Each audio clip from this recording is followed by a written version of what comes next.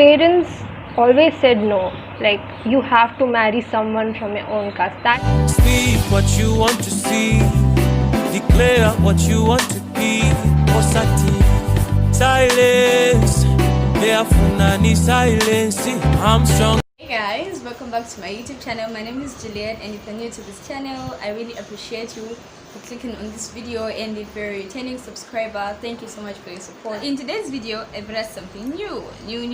So I want you guys to learn a little bit more about India, and then in this video, it's particularly the marriage sector.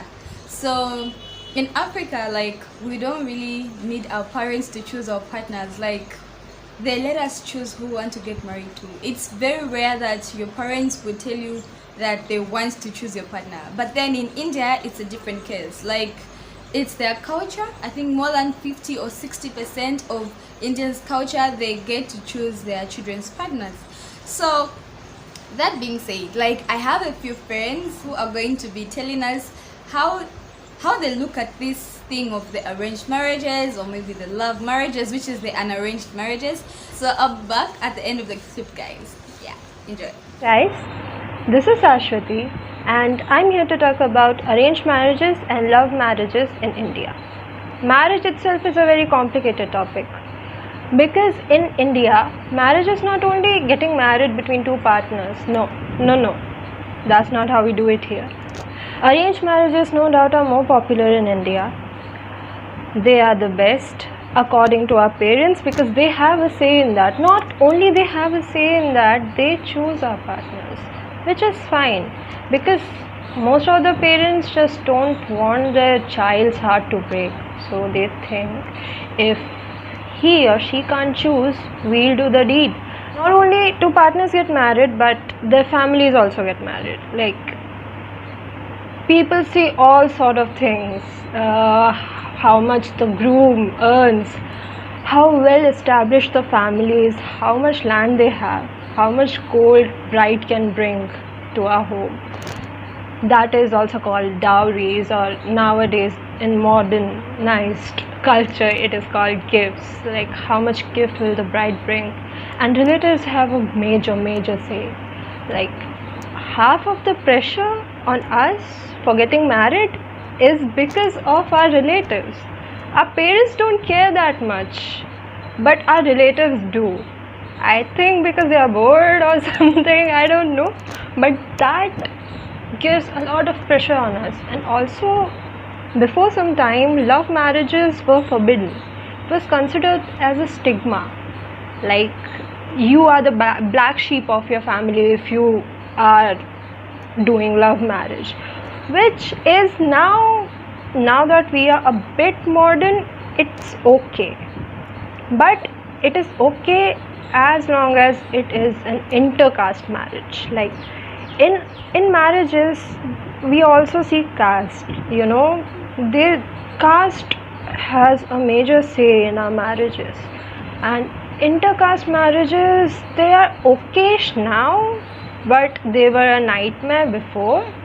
Like, they were still considered a stigma. People would get disowned if they would do love marriages, intercaste love marriages. In our Indian culture, what I feel is, they have told us that love is kind of forbidden. You don't actually do that.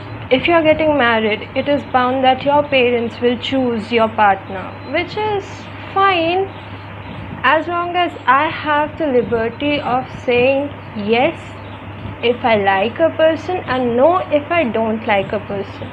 But also, in some cases, we don't actually get a chance. Like, we have to get married to whosoever they choose, and that is not fair. In some cases, though, when interreligion marriages are a nightmare, you can't actually get married to another person who belongs to a different religion. That is a big stigma, that is a big taboo in our culture. Like, for example, I'm an Hindu, right? If I want to get married to a Muslim, my parents will say no. They will definitely say no. They won't be like, oh, okay, you love that person, you can go get married. No, they'll say no, you can't do that. But they are not illegal though.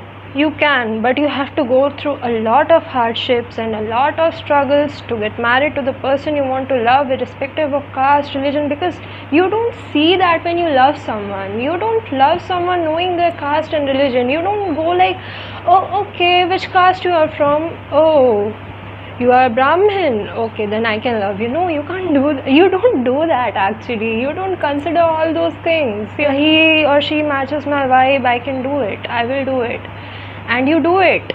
And sometimes they say yes, and sometimes they are so against it that what I feel is we should have a say in it, and most of us now have a say in it. But most of us don't have that privilege, because it is considered a privilege. Trust me, it is considered a privilege if you have a say.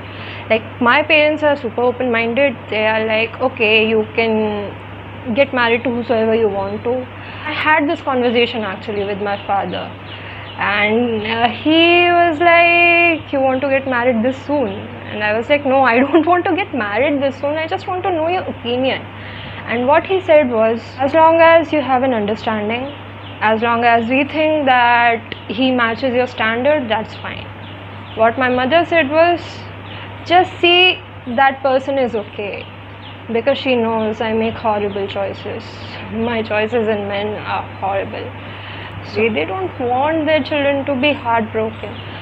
But some of the parents don't realize that maybe the choices they are making are actually getting a heartbroken.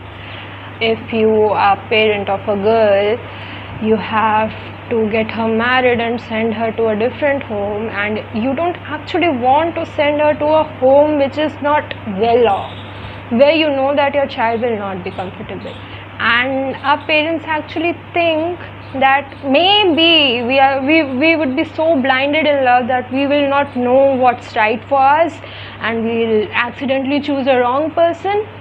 But in the process of that, they don't actually realize that maybe they are doing the same, because they know us, right? They know us, but they don't actually know us that much we know about ourselves. So in that process, they just want to be good parents, but they are not wrong. And I actually don't have any problem in getting married whosoever my parents says, as long as I like that person.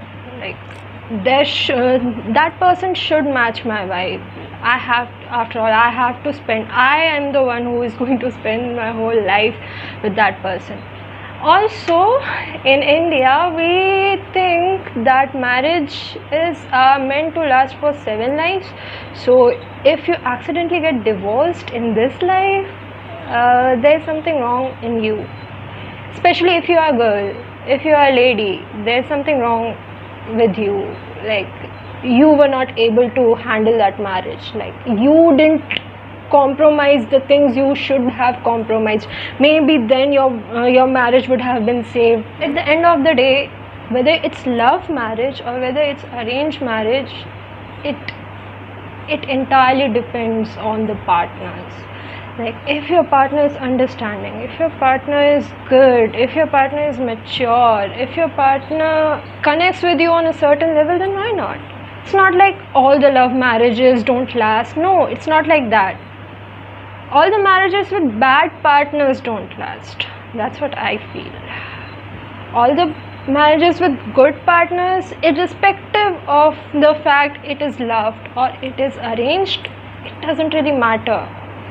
What matters is your other half is compatible with you, or you are compatible with your other half. I'm back. So yeah, this is the video that I had for you guys, and let me just say this, guys, like, this is her view. Like, this is her view. Everybody is entitled to their view, their opinion, however they want to say it.